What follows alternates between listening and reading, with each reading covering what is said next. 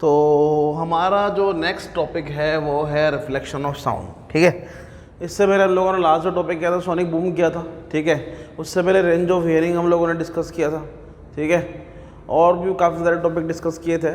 ठीक है, तो काफ़ी इंपॉर्टेंट थे। आज जो टॉपिक डिस्कस करने वाले हैं हम लोग वो है रिफ्लेक्शन ऑफ साउंड। साउंड के रिफ्लेक्शन की हम लोग यहाँ बात करने वाले हैं। बहुत ही आसान टॉपिक है ये। अगर आपने लाइट का रिफ्लेक्शन कभी पढ़ा है तो डेफिनेटली साउंड का रिफ्लेक्शन आपको इजीली समझ में आ जाएगा। अब लाइट का रिफ्लेक्शन क्या होता है, पहले लाइट को समझते हैं, उसके बाद हम लोग इसके रिफ्लेक्शन की बात करेंगे। लाइट का रिफ्लेक्शन क्या होता है? When light ray strike on the surface and return back to the same medium. Light का आना, टकराना और सेम मीडियम में वापस चले जाना, ये क्या कहलाता है? आपका रिफ्लेक्शन ऑफ लाइट। सेम ऐसे ही किसका रिफ्लेक्शन होगा? आपका साउंड का। साउंड वेव का जाना, टकराना और सेम मीडियम में स्ट्राइक करके वापस आ जाना, वो क्या कहलाता है? आपका रिफ्लेक्शन ऑफ साउंड। अगर मैं इसका स्टेटमेंट बोलूँ तो स्टेटमेंट क्या बोलूँगा कि मतलब sound wave strike on the surface and return back to the same medium. मतलब साउंड का जाना, टकरा कर सेम मीडियम में वापस आ जाना, ये क्या कहलाता है? आपका रिफ्लेक्शन ऑफ साउंड। मैंने sound wave strike on the surface, light को बस रिप्लेस कर दो साउंड से, दैट्स इट। पूरा का पूरा डेफिनेशन बिल्कुल सेम होगा। मैंने sound wave strike on the surface and return back to the same medium. Sound का जाना, टकरा कर वापस आ जाना सेम मीडियम में, वो कहलाता है आपका रिफ्लेक्शन ऑफ साउंड। या फिर एक और डेफिनेशन में बोल सकता हूँ और लगा के लिख सकते हो आप, phenomena of bouncing back of sound in the same medium. क्या बोला मैंने? Phenomena of bouncing back of sound. Sound का जाना, स्ट्राइक करना, टकरा कर वापस आ जाना सेम मीडियम में, वो कहलाता है आपका रिफ्लेक्शन ऑफ साउंड। ठीक है, तो काफ़ी आसान सा डेफिनेशन है। अगर आप इसको नोट्स बना रहे हैं तो उसको साथ के साथ लिख लें डेफिनेशन। ठीक है, दो डेफिनेशन मैंने लिखा दी है यहाँ पे। तो साउंड का जाना, टकरा कर वापस आ जाना सेम मीडियम में, वो कहलाता है आपका रिफ्लेक्शन ऑफ साउंड। ठीक है, अब बात करते हैं इसके लॉ। कुछ लॉ होते हैं, लॉ ऑफ रिफ्लेक्शन। जैसे आपने लाइट में पढ़े थे वैसे ही साउंड में भी इसके कुछ लॉ होते हैं। ठीक है, तो मेरा पहला लॉ है, लॉ ऑफ रिफ्लेक्शन क्या होगा कि साउंड वेव का जाना, टकरा कर वापस आ जाना सेम मीडियम में। तो उसके लॉ बनाते हैं। पहला लॉ क्या था लाइट के लिए? पहला लॉ क्या था? Angle I is always equal to angle r. याद होगा आपको? Incident ray, reflected ray, normal lies on the same plane. याद है आपको कुछ ऐसा लॉ? ये आपका मान लेते हैं रिफ्लेक्टिंग सरफेस है एग्जाम्पल के लिए, और मैंने यहाँ से लाइट रे डाला। ठीक है, यहाँ पर लाइट रे डालूंगा तो पहले क्या बनेगा? नॉर्मल बनेगा। ये इंसिडेंट रे है और ये रिफ्लेक्टेड रे है। ये एंगल आई होगा, ये एंगल आर होगा। लैंग्वेज क्या बोलती है? मेरा पहला law, angle I is always equal to angle r. दूसरा क्या बोलता है कि incident ray, reflected ray and normal always lie on the same plane. हमेशा एक ही प्लेन में लाई करते हैं, कभी प्लेन चेंज नहीं करते। ठीक है, पहला का angle I is always equal to angle r. Incident ray sorry angle of incidence is always equal to किसके बराबर होगा? आपका एंगल ऑफ रिफ्लेक्शन के, पहला। और दूसरा क्या होगा आपका? Incident ray, reflected and normal lies on the same plane. ये क्या होंगे? हमेशा एक ही प्लेन में लाई करते हैं। Plane in the sense this is a board, और ये बोर्ड एक प्लेन है। ठीक है, अगर ये साउंड वेव आ रही है स्ट्राइक करके यहाँ टकराने के बाद, अगर ये इधर से निकलकर बाहर आ जाती है लाइक दैट, स्ट्राइक हुआ और टकरा के बाहर आ गई, तो इन दैट केस हो क्या रहा है? साउंड वेव अपना प्लेन चेंज कर रही है। पहले ये ऐसे आई और टकरा कर अगर ये ऐसे ही निकल जाती है एज इट इज, तो ये एक ही प्लेन में होती है, राइट? प्लेन चेंज नहीं होता। लेकिन अगर ये ऐसे आ रही है और टकरा कर इधर घूम जा रही है, इसका मतलब यहाँ पर क्या होगा? इसका प्लेन चेंज होगा। ठीक है, तो उस केस में ये रिफ्लेक्शन का केस नहीं बनता। ठीक है, रिफ्लेक्शन कब होगा? जब प्लेन चेंज नहीं होता। तो मैंने यहाँ पर क्या बोला? Incident ray, reflected ray, normal, this is your reflected ray and normal always lie on the same plane. Normal क्या होता है आपका? परपेंडिकुलर टू द सरफेस, जानते होंगे पहले ही, काफ़ी कॉमन सी चीज़ है। ठीक है, तो incident ray, reflected, normal always lie on the same plane, हमेशा एक ही प्लेन में लाई करते हैं। दूसरा क्या बोला? Angle I is always equal to angle r. ये बहुत ही कॉमन सा लॉ है। ठीक है, और जो साउंड में है वही लाइट में है। मतलब अगर आपने लाइट का पढ़ा हुआ है तो डेफिनेटली आप साउंड का भी इजीली कर लोगे। ठीक है, तो ये दूसरा टॉपिक था मेरा, लॉ ऑफ रिफ्लेक्शन। काफ़ी आसान है। पहला क्या होगा? Angle I is equal to angle r. दूसरा क्या होगा? Incident and reflected and normal always lie on the same plane. तो ये आपके दोनों लॉ हो गए, किसके? साउंड के, रिफ्लेक्शन के। अब बात करते हैं इसका एक्सपेरिमेंटल सपोर्ट। अब इसका एक्सपेरिमेंट करते हैं कि सच में ऐसा हुआ है या नहीं होता। हमने क्या किया? इसका मतलब जो मेन पार्ट है वो यही लगता है मुझे तो, और कुछ नया नहीं है इसके अंदर। नया बस इतना ही है, इसका एक्सपेरिमेंटल सपोर्ट थोड़ा अलग तरह से दिया हुआ है। ये मान लेते हैं आपका एक रिजिड सरफेस है, बीच में मैंने क्या लगा दिया? एक स्क्रीन लगा दिया हुआ है। ठीक है, और यहाँ पे इस तरह मैंने दो पाइप रखे हुए हैं सरफेस पे, it is look like that. ठीक है, यहाँ पे मैंने अपना कान रखा हुआ है एज एन ऑब्जर्वर। यहाँ मैंने एक म्यूज़िक प्लेयर रखा हुआ है, या म्यूज़िक को मैंने क्या किया, प्ले किया यहाँ पे इस जगह। ठीक, जब मैं म्यूज़िक प्ले करूँगा तो ये क्या होगा, म्यूज़िक यहाँ से ट्रैवल करता हुआ जाएगा, यहाँ स्ट्राइक होगा और यहाँ पर मुझे सुनाई देगा। ऐसा कुछ इसका अरेंजमेंट है। ये बॉडी रिजिड सरफेस है, ये स्क्रीन एक सरफेस है, और बीच में मैंने यहाँ आसपास मैंने क्या लगाए हुए हैं, आपके 2 होलो पाइप लगाए हुए हैं। पाइप की स्पेशलिटी क्या है कि दोनों पाइप जो हैं वो पॉलिश फ्रॉम इनसाइड। पाइप की स्पेशलिटी क्या है कि पाइप को मैंने अंदर से क्या किया हुआ है भैया, पॉलिश किया हुआ है। अब क्यों किया हुआ है, प्रॉपर रिफ्लेक्शन के लिए। ठीक है, अगर मान लीजिए अंदर वाला जो पाइप है वो पॉलिश सरफेस ना होकर एक रफ सरफेस होता तो क्या जो साउंड का रेगुलर रिफ्लेक्शन हो पाता? सोच कर देखिए कैसा रिफ्लेक्शन होता अगर सरफेस आपका रफ होता तो? इररेगुलर रिफ्लेक्शन, समझ रहे हो? आप सोचिए लाइट में क्या होता था, सरफेस आपका स्मूथ होगा तो कैसा रिफ्लेक्शन होगा, रेगुलर रिफ्लेक्शन। रफ होगा तो कैसा रिफ्लेक्शन होगा आपका, इररेगुलर रिफ्लेक्शन। वैसे ही यहाँ पे क्या होता है, आपका पाइप का जो सरफेस अंदर से कैसा बनाते हैं हम लोग, स्मूथ सरफेस, पॉलिश सरफेस। क्यों? क्योंकि ताकि जो रिफ्लेक्शन हो वो रेगुलर हो, और रेगुलर रिफ्लेक्शन से क्या होगा, जो रिफ्लेक्शन होता है, रिफ्लेक्टेड रे है वो बहुत प्रॉपर आती है हमारे पास। ठीक है, तो ये म्यूजिक सिस्टम मैंने ऑन किया, साउंड यहाँ से जाएगा इस तरह, इस फॉर्म में जाएगा और यहाँ पे टकराते हुए मुझे सुनाई देगा। ठीक है, और क्यों किया हमने ऐसा आपको बता दिया मैंने, ये पॉलिश फ्रॉम इनसाइड है। ठीक है, हाँ, अगर मैं मान लेता हूँ कि यहाँ से साउंड एंटर कर रहा है तो यहाँ से साउंड क्या कर रहा है, बाहर एग्जिट कर रहा है। ठीक है, अगर मैं मान लूँ ये आपका इंसिडेंट साउंड है तो ये डेफिनेटली कौन सा साउंड होगा आपका, ये रिफ्लेक्टेड साउंड होगा, राइट। ठीक है, और ये बीच में जो स्क्रीन मैंने लगाया हुआ है क्या है, इसके लिए एक बीच में नॉर्मल का काम कर रही है। ठीक है, तो ये वाला पार्ट क्या हो जाएगा आपका, एंगल आई, और ये वाला पार्ट क्या बन जाएगा आपका, angle r. In that situation मेरा रूल काम करना चाहिए, angle I is always equal to angle r. मैं कहा ठीक है। दूसरी condition, incident ray, reflected ray and normal जो ये दिया हुआ है always lie on the same plane, एक ही प्लेन में। मेरी दूसरी कंडीशन सेटिस्फाई हो रही है, पहली वाली का मुझे नहीं पता। अभी मैंने क्या किया है, जब मैंने ये अरेंजमेंट बनाया है तो मुझे ये नहीं पता कि ये रियल में angle I is equal to angle r है भी कि नहीं है। ठीक है, तो मैंने इनिशियली क्या किया, मैंने इसको इस तरह का अरेंजमेंट लिया जब angle I is equal to angle r नहीं थे, और मैंने ये वाला जो पार्ट था उसको मैंने क्या कर दिया, पहले वाले अरेंजमेंट में फिक्स कर दिया। ठीक है, अब इसको जब मैं फिक्स कर दूंगा, ठीक है, तो इसका जो एंगल है वो तो चेंज होने वाला नहीं है। अब एंगल किसका चेंज कर सकता हूँ मैं, ये वाला। मैंने यहाँ पर म्यूजिक ऑन किया हुआ है, मैं यहाँ पर साउंड सुन रहा हूँ, लेकिन मेरे दिमाग में कन्फ्यूज़न है कि यहाँ पर ये जो एंगल है वो मुझे नहीं पता कि दोनों बराबर हैं, ये इक्वल है या equal, I don't know, seriously I don't know.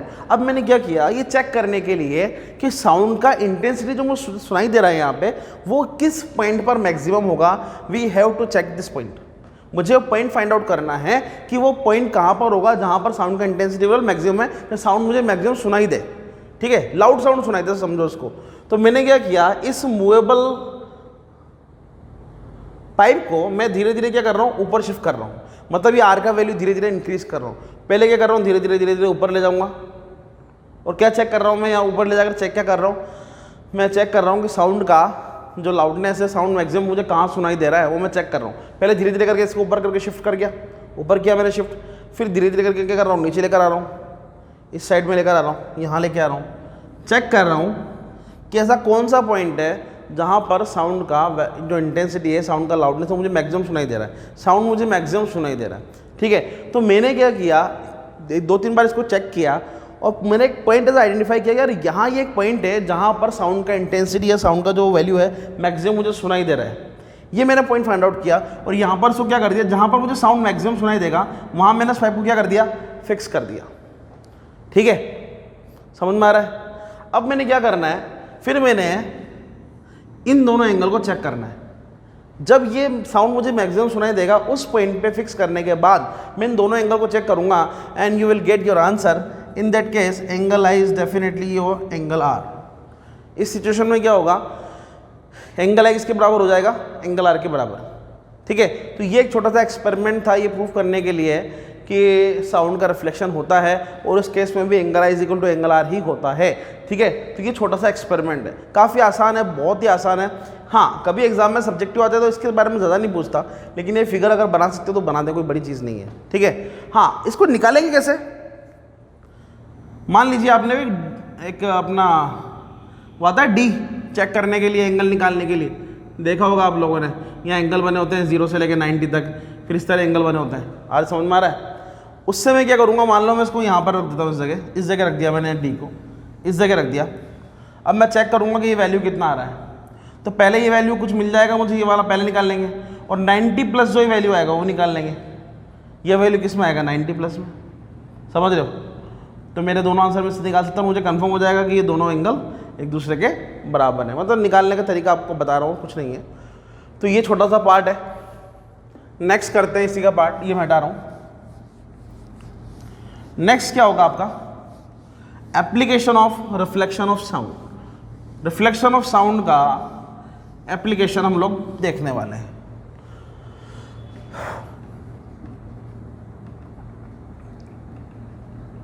Application of reflection of sound. अब आप सोचिए क्या एप्लीकेशन हो सकते हैं साउंड के रिफ्लेक्शन के? बहुत छोटी सी बात है। साउंड जहां पर रिफ्लेक्ट हो उसके एप्लीकेशन क्या हो सकते हैं? पहला, मेगाफोन एंड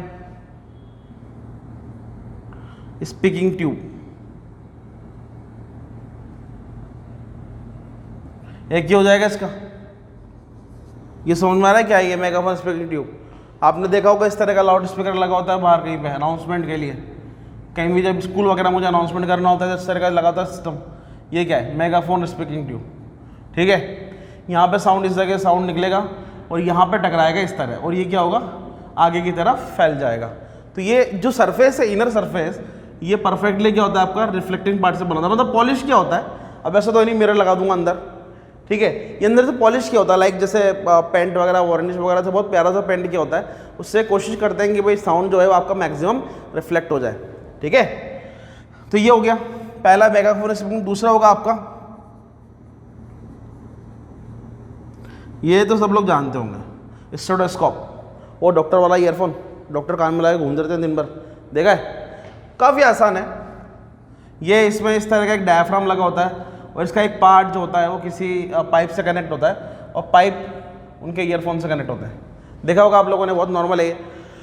यहाँ पर एक डायफ्राम लगा होता है जिसको बॉडी पर टच करता है। बॉडी में जो सिग्नल होते हैं, जैसे जो कि ब्लड का फ्लो या कुछ भी समझ सकते हैं आप, वो इसके थ्रू डायफ्राम क्या करता है? साउंड को एब्जॉर्ब करता है और कहाँ ट्रांसमिट करता है? इनके ईयरफोन में। किसके थ्रू? इस पाइप के थ्रू। ये पाइप किसका कैसा होता है? ऊपर से तो प्लास्टिक कोटिंग लगी होती है, अंदर से क्या होता है? उसके अंदर बहुत ही अच्छा ऐसा मटेरियल लगा होता है, ऐसा मेटल लगा होता है जो कि मैक्सिमम साउंड को रिफ्लेक्ट करता है। जो कई मटेरियल ऐसे होते हैं जो साउंड को एब्जॉर्ब करते हैं। आप इसको फील कर सकते हो कैसे? एक बड़े से रूम में जाओ, रूम को पूरा खाली कर दो, पूरा खाली, बिल्कुल खाली कर दो, और वहाँ पे बात करो। जब बात करोगे तो साउंड गूंजेगा, इधर उधर से आवाज़ आने लगेगी आपको। लेकिन जब उस रूम में आप सामान रख देंगे, कर्टन्स लगा देंगे, टेबल, चेयर, सोफे, टीवी, जो भी रखना होगा आप रख देंगे, उसके बाद बोल कर देखें, क्या फिर भी साउंड वहाँ पे रिफ्लेक्ट होगा? गूंजेगा ऐसे? ओ, इससे आवाज़ आएगी? नहीं आएगी। क्यों हो रहा है ऐसा? क्योंकि जो मटेरियल आसपास रखा हुआ है आप लोगों ने, वो क्या कर रहा है? वो क्या कर रहा है? साउंड को एब्जॉर्ब कर रहा है, राइट?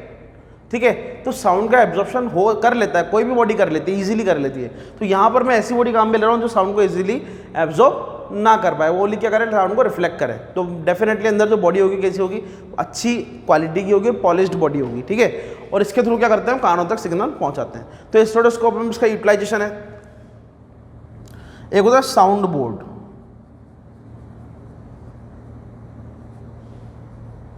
साउंड बोर्ड सुना है आप लोगों ने?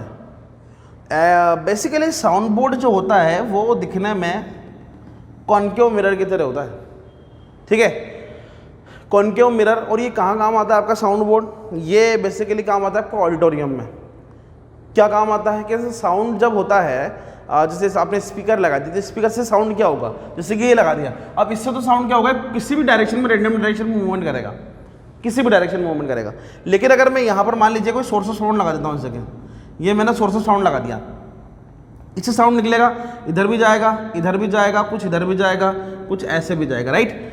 अब इस सिचुएशन में जो साउंड डिफरेंट डायरेक्शन में जा रहा है ना, तो ये क्या करता है? शायद आपको अगर आपने पढ़ा हुआ है तो ये कॉनकेव मिरर का केस नंबर 5 है। अगर ऑब्जेक्ट को मैं फोकस पे रख दूँ तो इमेज जो बनती है कहाँ बनती है, इनफाइनाइट। और इमेज इनफाइनाइट बनाने के लिए जो लाइट जाती है कहाँ जाती है, parallel to the principal axis. शायद आपको याद होगा, आपने 8th क्लास में पढ़ा होगा, 7th में पढ़ा होगा। तो लाइट जो साउंड वेव है वो ऐसे निकलेगी, मतलब इसका जो यूटिलाइजेशन है वो किस काम में लेते हैं हम, इसका यूटिलाइज क्या है मेनली, कि साउंड को किसी पर्टिकुलर डायरेक्शन में प्रोपगेट करने के लिए, पर्टिकुलर डायरेक्शन में पहुंचाने के लिए। आपने स्पीकर लगा दिया, मान लिया मैं स्पीकर लगा देता हूँ, यहाँ पे स्पीकर लगा हुआ है, इमेजिन करें ये स्पीकर लगा हुआ है। अब इससे जो निकलने वाला साउंड है वो क्या होगा, हर डायरेक्शन में जाएगा, धूं धूं धूं धूं धूं, हर डायरेक्शन में। अब सोचो कि मुझे अच्छा हर डायरेक्शन में जाएगा तो सोचो साउंड जो होगा वो वीक होगा या नहीं होगा, थोड़ी दूरी पे जाने के बाद। सोच के देखो, मैं आपको आवाज़ दे रहा हूँ, हेलो हाउ आर यू, एक साउंड की इंटेंसिटी को समझो, ठीक है। मैंने बोला हेलो हाउ आर यू, और एक मैंने बोला हेलो हाउ आर यू, क्या यहाँ पे डिफरेंस आया?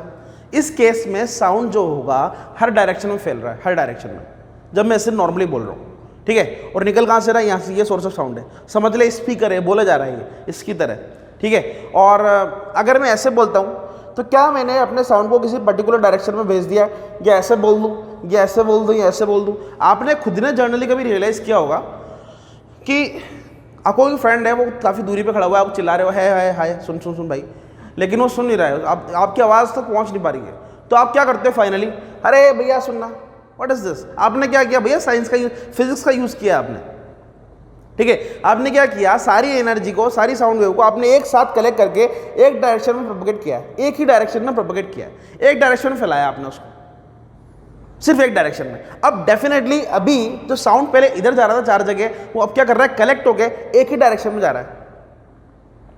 डिफरेंस आ रहा है समझ में?